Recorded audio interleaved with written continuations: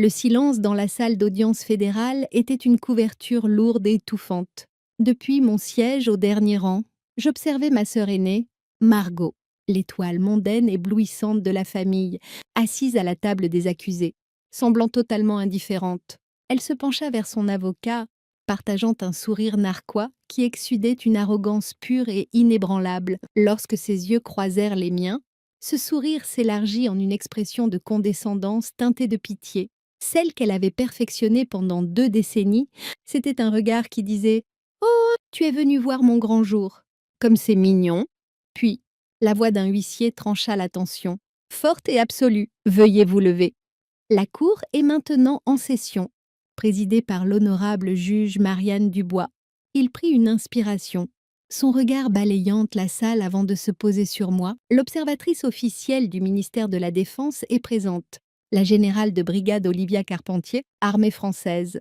Le titre résonna dans l'air, une onde de choc sonore. Je vis le sourire de Margot non seulement s'effacer, mais être arraché de son visage, remplacé par un masque d'horreur béante, profonde jusqu'aux os. Sa réalité entière sembla s'effondrer en un instant dévastateur. La femme qui avait bâti sa vie sur l'apparence venait d'être confrontée à un fait irréfutable. Cet instant avait été semé 3 ans plus tôt, lors d'un dîner familial bruyant célébrant le dernier triomphe de Margot.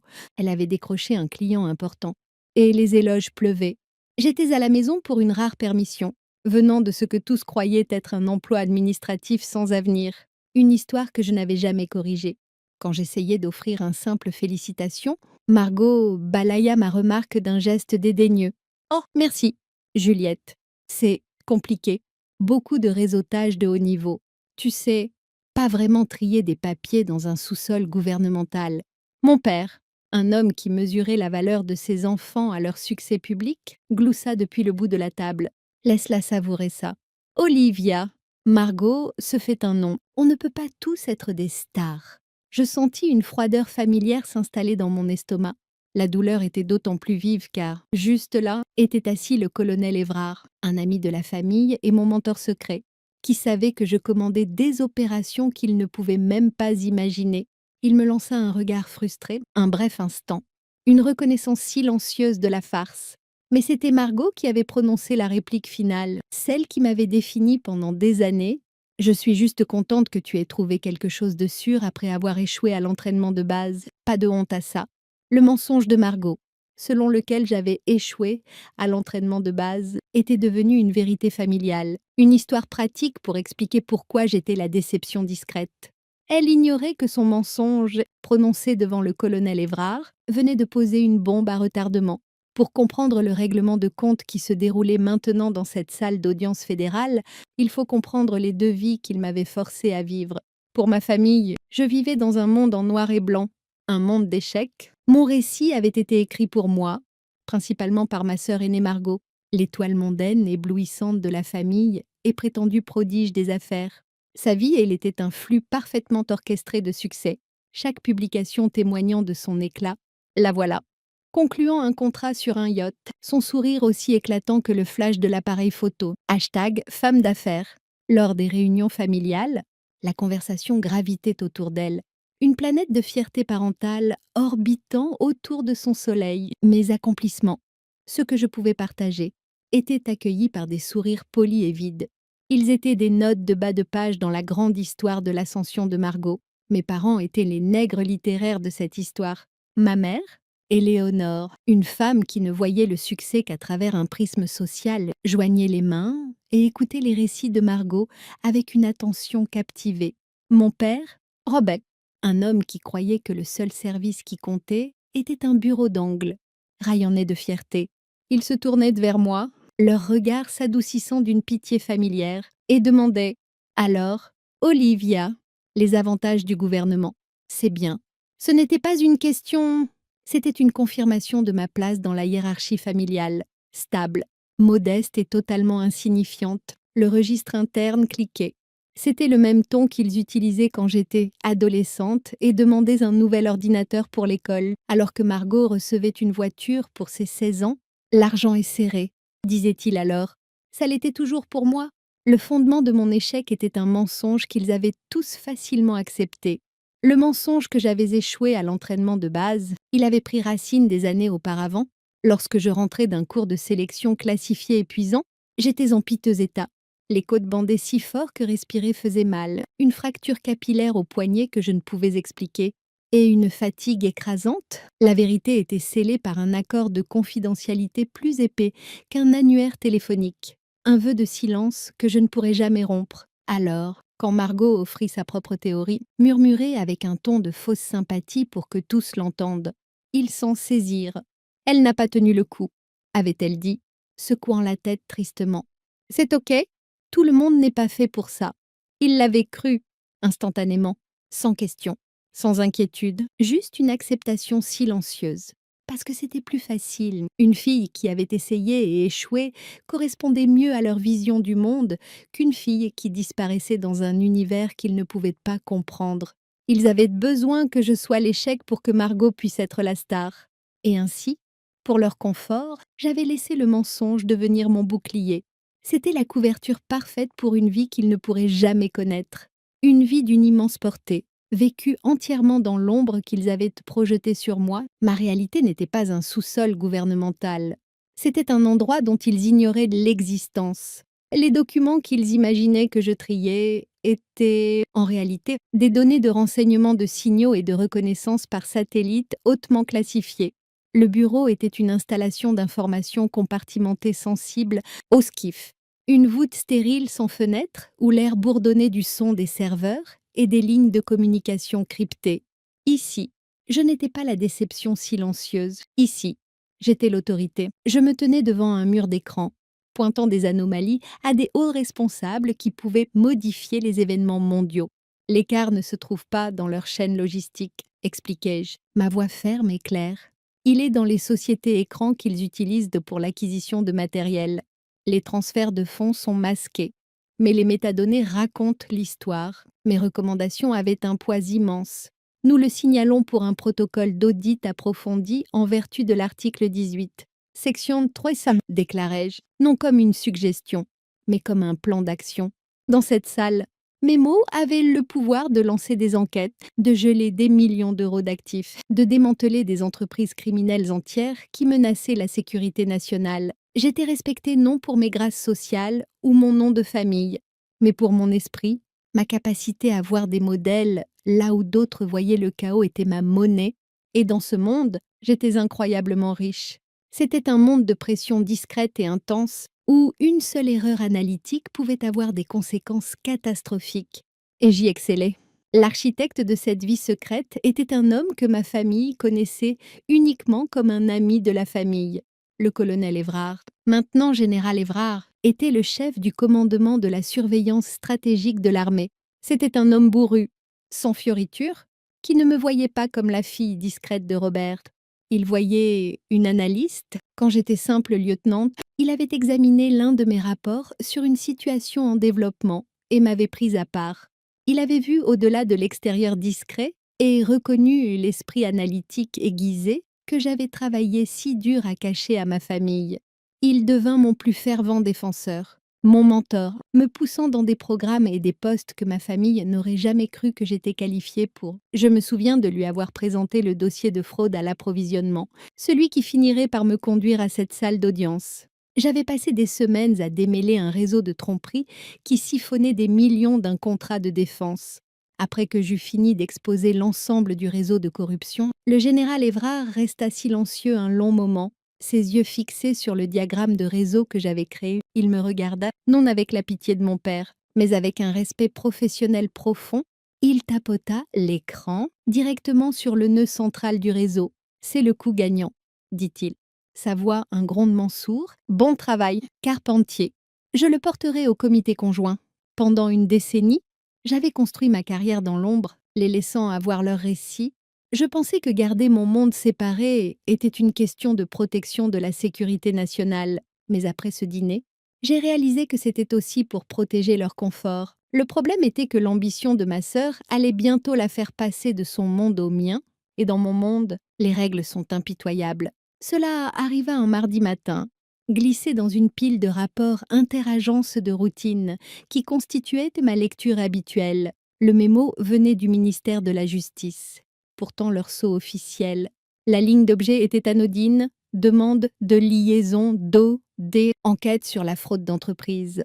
Je parcourus les constatations préliminaires, le langage technique des crimes financiers, les détails arides des sociétés écrans et des factures falsifiées, un terrain familier, puis mes yeux tombèrent sur un nom répertorié sous accusé principal, et l'air de mon bureau tranquille sembla se raréfier et devenir froid. Margot Carpentier.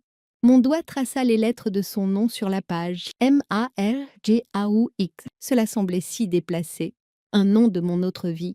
Maintenant estampillé en encre noire sur un document de celle-ci.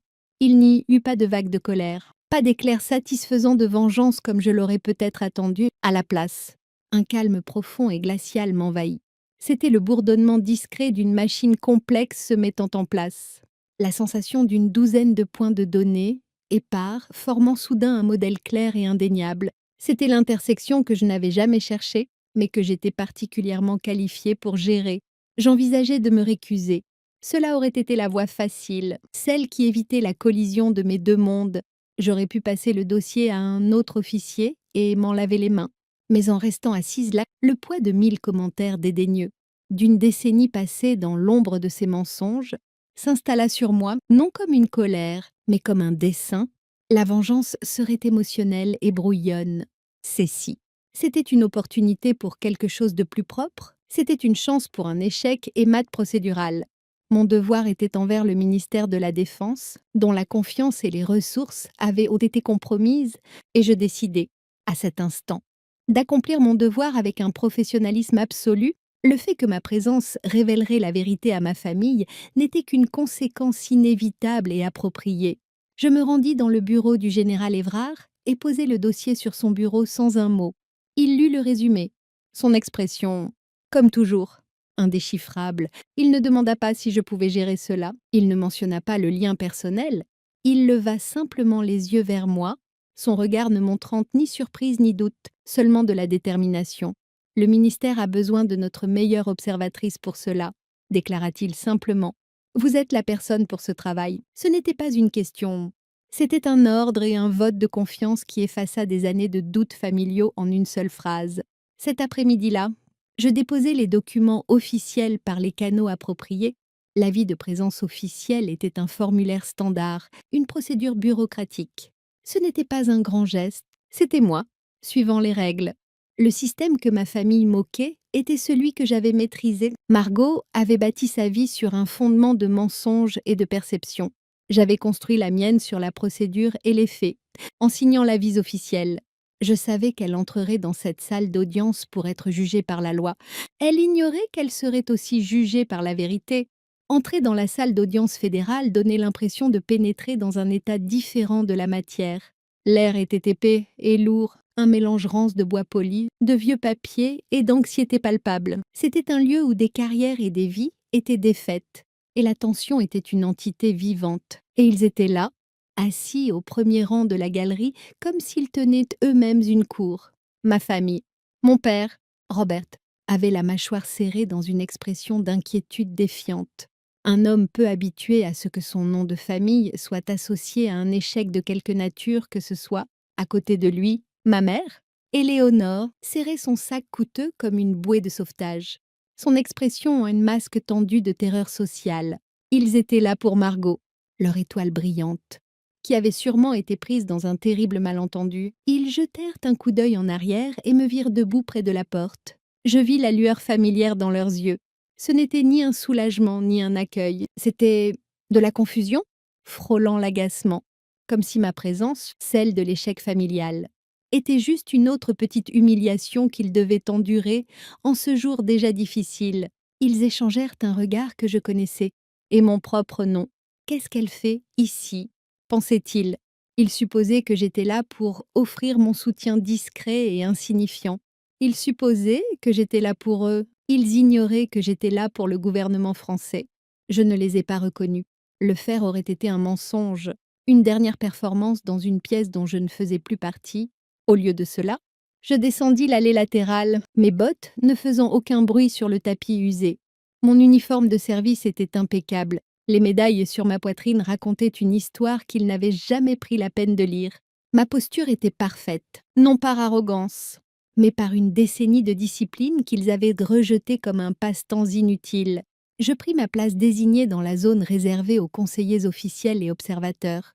Un siège qui me plaçait plusieurs rangs derrière ma famille, mais directement dans la ligne de mire du banc du juge. Le murmure sourd de la salle commença à s'éteindre alors que l'huissier se dirigeait vers l'avant, depuis la table des accusés.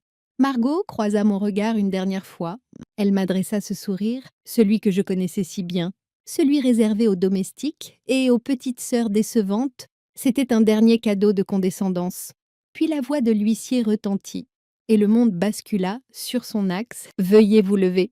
Un froissement de pieds, un bruissement de vêtements. Et puis, un silence profond. L'huissier s'éclaircit la gorge. La cour est maintenant en session, présidée par l'honorable juge Marianne Dubois. Il marqua une pause. Ramassant un avis formel sur son bureau, ses yeux balayèrent la salle, me trouvèrent, et il continua avec une autorité exercée. L'observatrice officielle du ministère de la Défense est présente. Annonçant la générale de brigade Olivia Carpentier, armée française, le nom frappa l'air comme une force physique. Générale de brigade, passe Olivia, pas Juliette. Un titre, un rang, un tremblement de terre qui fissura les fondations même de l'univers de ma famille. Je vis les avocates de la poursuite, qui avaient été informées de ma présence, me faire un léger signe de tête déférent. Je vis la juge, une femme redoutable aux yeux perçants, me regarder directement et incliner la tête en un signe formel de reconnaissance de ma position. Mais mon attention, toute mon attention, était sur les 3 personnes au premier rang qui avaient écrit mon histoire pour moi. Il était temps pour eux de lire la fin. Je regardais mon père, l'homme qui vénérait l'autel du pouvoir et du statut, qui croyait que la valeur d'un homme se mesurait au titre sur sa carte de visite.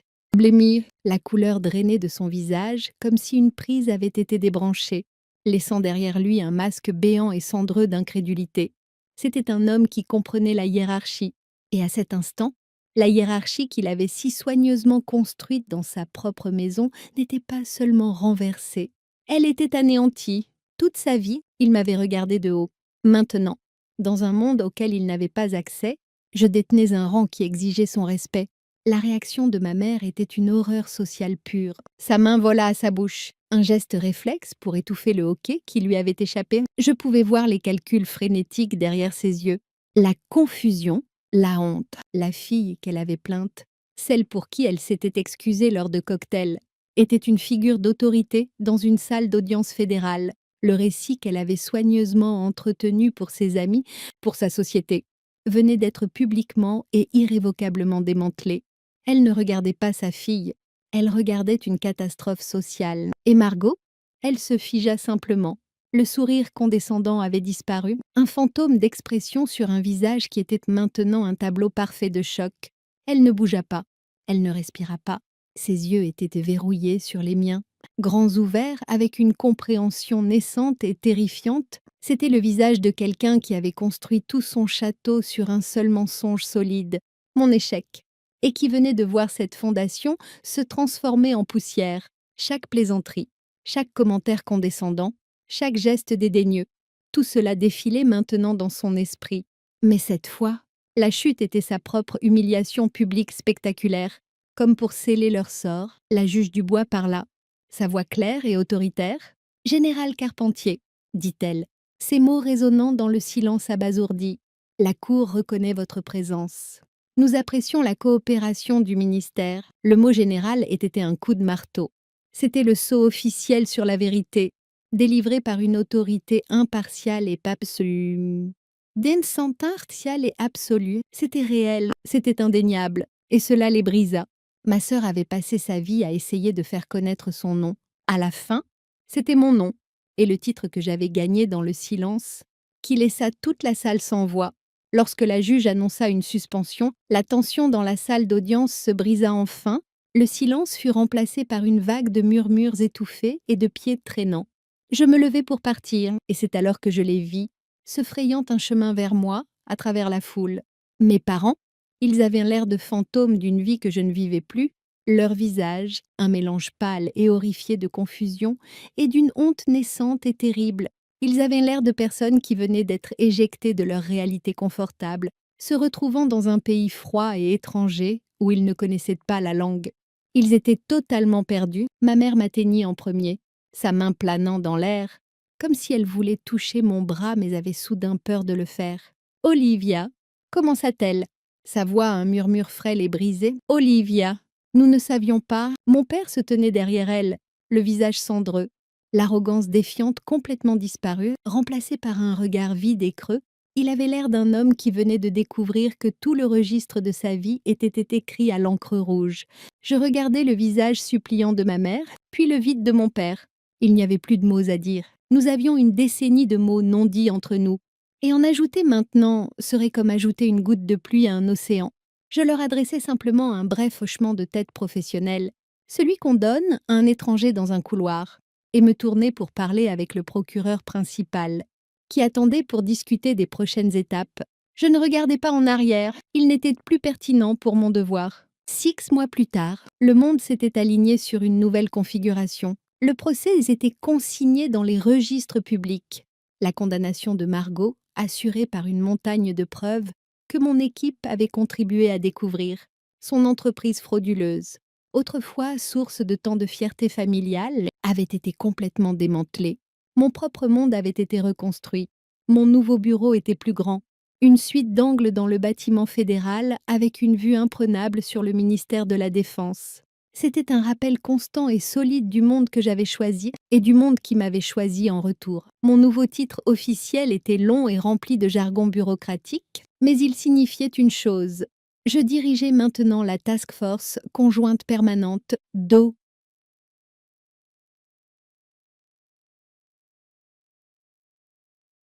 M. J. sur la fraude au contrat. La chose même dont on m'avait accusé d'être non qualifiée était désormais sous mon commandement. Mes journées n'étaient plus passées dans une frustration silencieuse, mais dans un leadership actif et collaboratif. Mon équipe, ma véritable équipe, était assise autour de la table de briefing poli, des enquêteurs, analystes et avocats dévoués et brillants que j'avais moi-même sélectionnés. Ils étaient ma nouvelle famille, ici. Le respect n'était pas donné par obligation. Il était gagné avec chaque analyse précise, chaque question perspicace. Chaque nuit tardive passée à poursuivre une piste, les conversations ne portaient pas sur les sentiments ou les perceptions. Elles portaient sur les faits, les preuves et les objectifs de la mission. Nous parlions un langage commun d'intégrité opérationnelle et de justice procédurale. C'était une famille forgée non dans le sang, mais dans la compétence. C'était une fondation de respect mutuel, un contraste frappant et bienvenu avec les obligations dysfonctionnelles de mon passé. Nous étions en train de cartographier un nouveau dossier complexe. L'énergie dans la pièce concentrée et intense.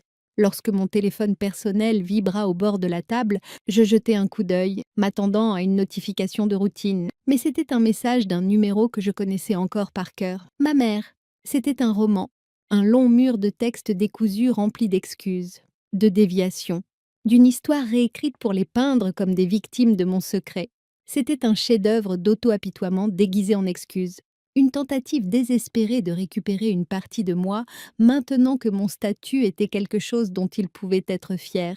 Cela se terminait par les 5 mots qui arrivaient 20 ans trop tard. « Nous sommes tellement fiers de vous, Généa. » Je lus les mots, et je ne ressentis rien. Pas une étincelle de colère, pas un frisson de triomphe, juste le vide calme et paisible d'un espace qui avait autrefois été rempli d'une douleur constante. La blessure avait enfin cicatrisé, laissant un terrain lisse et solide là où il y avait autrefois un cratère. Ce message texte était un fantôme, un faible écho d'un monde qui n'avait plus aucun pouvoir sur moi.